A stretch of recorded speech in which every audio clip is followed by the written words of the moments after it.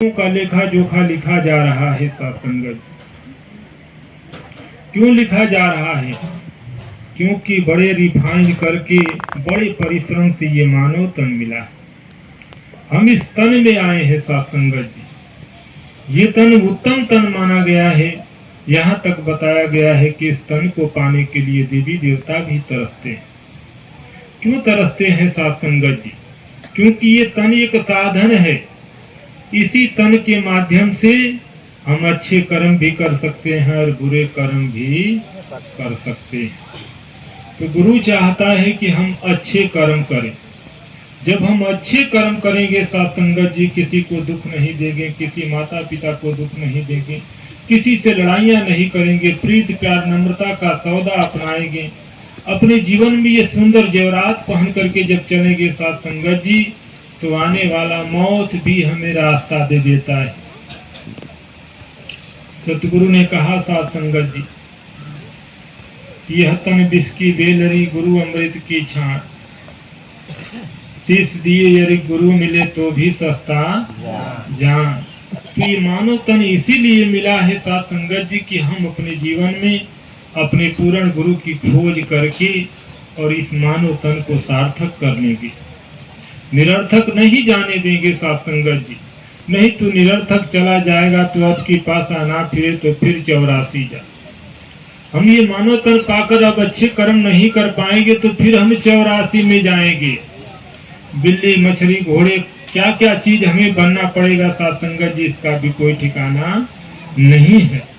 इसलिए सदगुरु चाहता है कि मानव हो तो मानव तन पा करके तुम ऐसा कर्म करो कि तेरे जाने के बाद भी लोग प्रेरणा स्रोत बन करके उस पर चलने की कोशिश करें। तो आज ललिता महात्मा जी नहीं है सत्संगत जी हम लोगों के बीच में, लेकिन उनका जो कर्म है, उनका जो संतों से जुड़ाव है सत्संगत जी, आज वो संतों का जुड़ाव यहाँ प्यार बन के बरस रहा है सत्संगत जी। ये सदगुरु तो कहता है कि लाख तन पे दाग लगे हैं, लेकिन तू एक बार सदगुरु के शरण में आ जा तो ये दावा करता है कि पापी हो चाहे कितने भारी, संत शरण में आ जाए, कहीं अवतार लगे न देवी क्षण में मुक्ति पा जाए। लेकिन हम संत शरण में आकर के पाप पर पाप करते जाएंगे तो ये कहता है कि जब तुम कैमरे के सामने खड़े हो तो पाप पर पाप करोगे तो सजा भोगनी ही पड़ेगी, वो माफी नहीं मिलेगी सत्संगत जी। तो हम कैमरे की नजर में है सत्संगत जी, हम सदगुरु की निगहबानी में है सत्संगत जी। अब हमें ऐसे फूक फूक पर कदम रखना है सत्संगत जी जिससे किसी का अहित न होने पाए। जब भी हो तो हित हो, जब भी हो तो भलाई हो, कभी बुराई न हो सत्संगत जी। तो वही तन जब छूटता है तो गुरु कृपा से ईश्वर की इच्छा में छूटता है सत्संगत जी। अभी महात्मा जी अवतार वाणी से रामपति महात्मा जी बता रहे थे कि रे नर तेरा इस दुनिया में कोई न संगी साथी है, असंग न तेरे जाए कोई जान अकेली जाती है। यानी हमारा कोई नहीं है इस दुनिया में सत्संगत जी, जिसको हम अपना समझते हैं वो भी हमारे लिए एक दिन बेगाना हो जाएगा। जैसे अर्जुन का पुत्र जब मारा गया सत्संगत जी, तो अर्जुन कृष्ण से कहने लगे कि प्रभु मेरे साथ बहुत धोखा हुआ है, क्योंकि मेरा पुत्र चला गया। उनकी आंखों से अश्रु बह रहे हैं सत्संगत जी। पर कृष्ण ने उनको कहा देखो ये दुनिया है, ये मोह माया है, ये 4 दिन का खेला है। आज तुम्हारा तो कल किसी और का, तो परसों किसी और का, इसी तरह ये जीवन चलता है। पर उनको मोह ने इतना दबाया सत्संगत जी कि वो बच्चे के प्यार में व्याकुल हो गए। तो बोले काश हमारे पास वो ताकत होती, हमारे पास वो शक्ति होती, मैं अपने बालक को देख लेता कि हमारा बालक कितने क्या कर रहा है। भगवान कृष्ण 16 कला के अवतारी पुरुष थे। उन्होंने कहा क्या तुम अपने पुत्र को देखना चाहते हो? उन्होंने कहा हाँ हुजूर, एक बार कृपा कर दो प्रभु, मैं अपने पुत्र को देख लूं। ले जाकर अपने पुत्र के सामने जब खड़े किए तो ये अर्जुन अपने पुत्र को देख करके धधा कर दौड़े कमर, मतलब उनको सोचे कि अपने अखबार में बांध ले। पर उन्हीं का पुत्र, उन्होंने कहा रे दुष्ट, तुम्हारे यहाँ मैंने एक बार जन्म ले लिया तो तू मुझे पुत्र कहता है, तू मेरे बार कितना बार जन्म लिया है इसका कोई ठिकाना तुझे नहीं। इनका वहां मोह ही खत्म हो गया था संगत जी। तो इसलिए कहा गया है कि रे नर तेरा इस दुनिया में कोई न संगी साथी है, असंग न तेरे जाए कोई जान अकेली जाती है। जब वक्त आएगा साथ संगत जी तो हमारे दुखों की इतनी पीड़ा होगी साथ संगत जी। बताया जाता है कि यमराज जब आता है तो शरीर को पहले तोड़ता है, हड्डियां तोड़ता है, इतनी जलती ये मौत नहीं होती है। कहा गया है कि जन्मत मरत असह दुख होई, बड़ी पीड़ा होती है साथ संगत जी, तब जाकर यह तन छूटता है साथ संगत जी। तो ये गुरु कहता है कि इस तन को सरल बनाने के लिए, सहज अवस्था में जाने के लिए गुरु बताता है कि समय गयो फिर हाथ न आयो, अंत काल पछताएगा, अधर्मराज ने यम जो भेजे नैनो नीर बहाएगा। तेरे सारे संगे संबंधी काम न तेरे आएंगे, अकाम समय पर गुरु ही आए हाण माते और चाम नहीं। अवतार भगत से न मांगे लेखा, अवतार भगत से न मांगे लेखा, धर्मराज का काम नहीं। जब गुरु के बताए मार्ग पर चलेंगे साथ संगत जी तो धर्मराज की हिम्मत नहीं को डायरेक्ट आकर आपको ले जा, क्योंकि वो आएगा तो उससे पहले गुरु आएगा साथ संगत जी। गुरु आएगा, बड़े आसानी से शरीर हम छोड़ेंगे, संत महात्माओं के बीच में सुमिरन करते हुए ये शरीर निकलेगी साथ संगत जी। तो ये मौत होती है साथ संगत जी। तो मौत किसकी होती है? हम ना मरी है संसारा, बड़ी आसानी से हम कह लेते हैं कबीर की बात साथ संगत जी।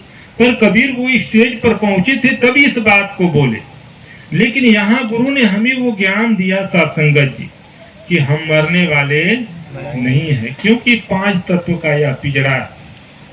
जब शरीर छूटती है तो 5 तत्व अपने अपने तत्व में विलीन हो जाते हैं, और छठवां जो मालिक का रूप है साथ संगत जी वो मालिक के रूप में विलीन हो जाता है। अब कारण क्या है कि हम मालिक की पहचान नहीं कर पाते हैं तो हम भटकते हैं, दर बदर ठोकरे खाते हैं। क्यों ठोकरे खाते हैं साथ संगत जी? कि जिस ईश्वर ने तुझे यहाँ भेजा तूने उस ईश्वर को नहीं पहचाना, तूने उस ईश्वर की एक बार भक्ति नहीं किया, इसलिए तू दर बदर की ठोकरे खा रहा है। जैसे राजा दशरथ जी थे साथ संगत जी, माता कौशल्या को राम जी ने ब्रह्म का ज्ञान दिया, पर ज्ञान दिया तो उन्होंने कसौटी कस दिया, माता बिना गुरु की आज्ञा को ये ज्ञान किसी को मत देना। पर माता ने अडिग हो गई कि ये प्रभु श्री राम नहीं, ये रामों के राम हैं, जिन्होंने ऐसे राम का दर्शन कराया जिसको कहा गया है कि राम रमापति कर धन ले हूँ खैचत चाप मिटत संगे। ऐसे राम का उन्होंने दर्शन कराया साथ संगत जी। इस राम का दर्शन पा करके कौशल्या गदगद हो गई, वो समझ गई कि ये अवतारी पुरुष है, ये तो एक शरीर का नाम इनका राम है, लेकिन ये सचमुच वो राम है। रमनते चक्रियंते जो रमा हुआ राम है, ये वो राम है साथ संगत जी।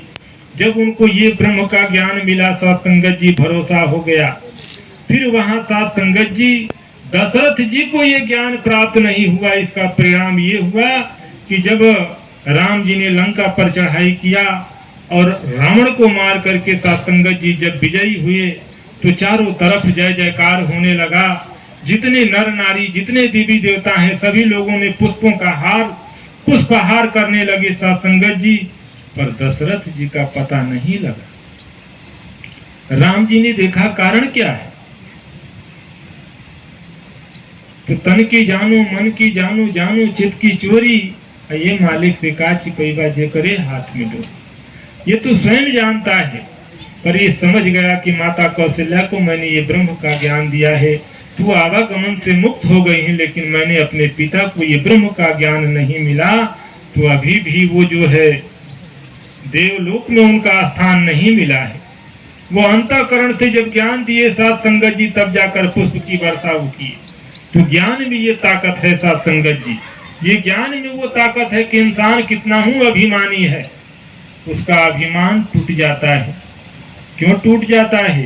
रहस्य को जब वो जानता है। तो जैसे राम ने शिव के धनुष को तोड़ा तो परशुराम बड़े क्रोधित हो गए और क्रोध में आकर के बोले कि इस धनुष को तोड़ने वाला कौन है?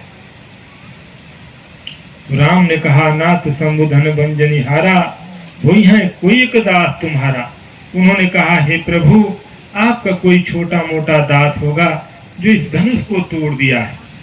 परशुराम काफी क्रोध से लाल हो गए और बोले कि तुम सहनशीलता जैसी बातें करते जा रहे हो और ऐसे धनुष को तोड़ दिए हो।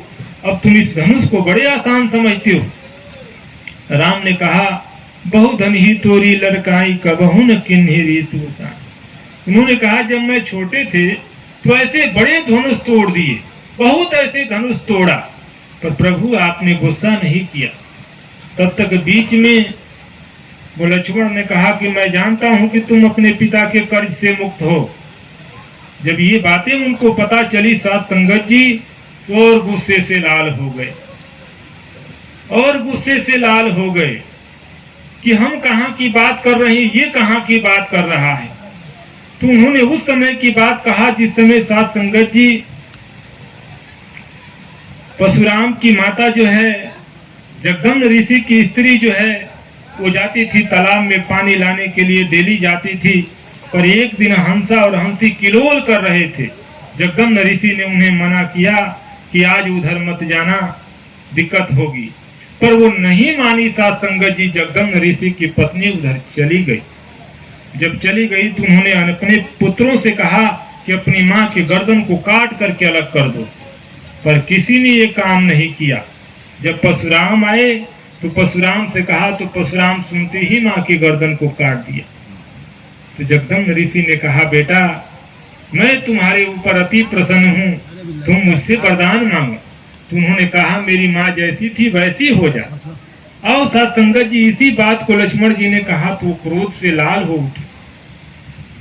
तो सात संगत जी जब उनको ये आशीर्वाद मिला था कि त्रेता युग में जब रामा अवतार होगा तो वही इस धनुष को तोड़ सकते हैं, दूसरा कोई धनुष को तोड़ने वाला नहीं होगा, तब उनके मन में ये शंका गई। तो वो बार बार कहते हैं कि तुम नहीं मानोगे तो हम अभी फरसा उठाएंगे, तुम नहीं जानते मैंने कितने क्षत्रियों का नाश कर दिया। लेकिन गुस्से में दौड़ करके जब फरसा उठाने के लिए गए तो वो फरसा नहीं उठा, क्योंकि श्राप के कारण कि त्रेता युग में राम का अवतार होगा तो ये फरसा उठना बंद हो जाएगा। सात संगत जी जब नहीं उठा तो उन्हें समझ आ गया, कहीं यही तो राम का अवतार नहीं आया है, यही तो वो पैगंबर नहीं आया है जिसको अवतार वाणी कहती है कि युगों युगों से ज्ञान की डोरी रही गुरु के हाथों में, कहे अवतार ये अंधी दुनिया समय बिताए बातों में। तब उनको ये शंका हुआ था संगत जी, तो उन्होंने कहा, इस धनुष को फिर से तोड़ करके दिखाओ। लेते हैं कि राम रमापति कर धन लेहूं, अखैचत चाप मिटत संदेहूं। यानी दशरथ पुत्र राम अपने हाथों में धनुष लेते हैं और खैचत चाप मिटत संदेह। ये ब्रह्म का ज्ञान, ये राज उनके सामने खोल दिए। बाबा जी जैसे दो तलियों में ये निराकार का दर्शन कराया, वैसे उनको ये समझ हो गई। तो सात संगत जी वो शरणागत हो गए। तो इसी तरह दास अपने जीवन में देखा है कि बड़े अभिमानी, बड़े चमत्कारी, बड़े ज्ञानी लोग आए, अपने ज्ञान की चर्चा दिखाए, अभिमान का चर्चा किए, लेकिन गुरु का रहस्य जानते ही शरणागत हो गए। शरणागत की तो बात छोड़िए, आंखों से अश्रु झलकने लगे उनके।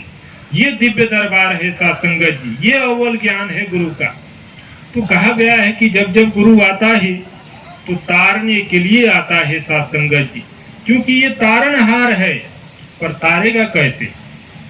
गुरु ने कहा, सेवा सुमिरन संगत के बिन भक्ति होती अधूरी है, इन तीनों के संगम से ही भक्ति होती पूरी है। तो जब हम सेवा मन से करेंगे, सुमिरन करेंगे, सत्संग करेंगे, तब गुरु की कृपा होती है सात संगत जी। ये ना कि किताब हम ले लें कि इंटर कॉलेज में पढ़ रहे हैं, किताब लेकर घर पर सो जाएं, फिर तो हम इंटरमीडिएट पास हो जाएंगे सात संगत जी। तो गुरु ने कहा सत्संग करो, क्योंकि सत्संग में बड़ा पावर है सात संगत जी। सत्संग करने से ही सत्य का ज्ञान होता है। जैसे एक बार सात संगत जी, एक चोर था और बहुत चोरी किया था। वो चोरी करते करते एक दिन राजा के रानी का हार ही चुरा लिया। आओ सात संगत जी, जब इंटरनेशनल चोरी कर लिया तो उसके मन में ये बात चलने लगी कि अब तो हम बचेंगे नहीं, राजा किसी न किसी बहाने खोज निकालेगा। वो रास्ते से जा रहा था तो जाते जाते कुछ दूरी पर गया तो वहां एक सत्संग लगा था जिसमें इसी तरह निरंकारी मिशन के महात्मा चर्चा कर रहे थे कि आओ रब के दर्शन कर लो, कह दो सब इंसानों से, यानी वो ऐलान कर रहे थे। तो बेचारा सोचा कि मैंने तो आखिरी चोरी कर ही लिया है, एक बार ईश्वर का दर्शन करने वो सत्संग में चला गया सत्संगत जी। जब सत्संग में चला गया सत्संगत जी तो सत्संग में जाकर के बैठा, इधर राजा का रानी हार हो जाने की वजह से राजा ने कड़ी अलर्ट लगा दिया कि चारों तरफ प्रहरी फैल जाओ और जहां 24 घंटे के अंदर किसी न किसी हालात में वो जेवरात मिलनी चाहिए। आओ साथ संगत जी, अब जितने प्रहरी थे, जितने सिपाही थे, सबके पसीने निकल रहे थे कि राजा का इंटरनेशनल हुक्म है, किसी तरफ फौज निकालना है। पर वो चारों तरफ घूमे साथ संगत जी, वो जगह नहीं मिली, वो चोर नहीं मिला। तो उसमें से एक व्यक्ति ने कहा कि अब उसके घर से जैसे जैसे वो निकला है उसके पैरों के चिन्ह से हम लोग वहां पहुंचे। आओ साथ संगत जी, तो पहले के जमाने में पिच नहीं हुआ करती थी, कच्चे रोड थे। वो कच्चे रोड से गया था, जैसे जैसे पैर उसका वो प्रहरी देख करके सत्संग में पहुंचे साथ संगत जी। राजा के यहाँ फोन लगाए, बात किए कि नहीं यहाँ पर जो है चोर आया है और चोर सत्संग में बैठा है। राजा ने आदेश दिया कि सत्संग खत्म होने के बाद उसे पकड़ कर लाना। सत्संग की इतनी महिमा है कि सत्संग में व्यक्ति बैठा है तो उस समय मत पकड़ना, सत्संग खत्म हो जाएगा तब पकड़ना।